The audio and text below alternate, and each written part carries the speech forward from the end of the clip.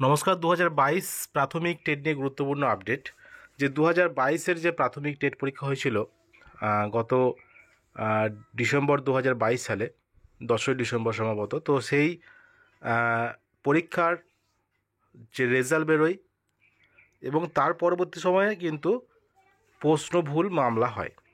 কলকাতা হাইকোর্টে প্রশ্নভুল মামলা হয় এবং সেখানে দাবি করা হয় যে 2022-এর টেট পরীক্ষায় 15টি প্রশ্ন ভুল আছে বলে দাবি করা হয়। অর্থাৎ সেই 15টি প্রশ্ন যেগুলো ভুল আছে বলে দাবি করা হচ্ছে সেগুলো সকলকে নাম্বার দিতে হবে। তো বিষয়টা হলো এরকমই যে সেই মামলাটা কিন্তু আগামী 2রা এপ্রিল কিন্তু উঠছে এবং সেখানে কি হয় শুনানি এবং কি অর্ডার বেরিয়ে আসে দেখা যাক। তবে যেটা বিষয় যে সম্ভাবনা কিন্তু কম, যদিও এটা মহামান্য হাইকোর্টের সেটা বিচার করবেন, সেটা অর্ডার দেবেন।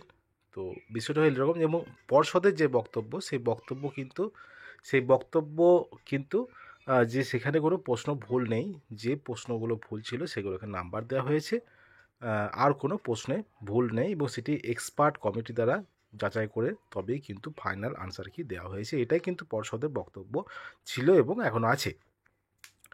গত 11/12/2022-এ যে পরীক্ষাটি হয়েছিল, 2022-এর টেট পরীক্ষা, সেই পরীক্ষা ফাইনাল আনসারকে কিন্তু দিয়ে দিয়েছে এবং সেটাই বলেছে ফাইনাল আনসার যেটা বলেছে, subject to expert committee examined all dispute pertaining to respective qualification questions, তাহলে with the rise for applicant participate.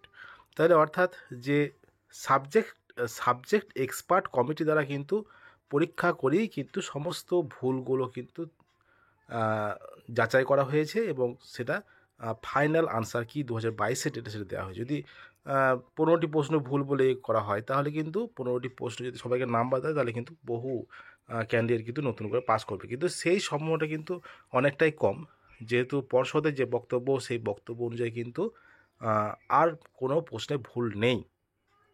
হ্যাঁ, আর কোনো প্রশ্নে ভুল নেই। যেগুলি ভুল ছিল সেগুলো কিন্তু সাবজেক্ট এক্সপার্ট কমিটি দ্বারা দেখা হয়েছে এবং সেখানে তাদেরকে নাম্বার দিয়েই কিন্তু ফাইনাল আনসার কি বের করা হয়েছে এবং সেই অনুযায়ী কিন্তু রেজাল্ট বার করা হয়েছে 2022-এর টেটের।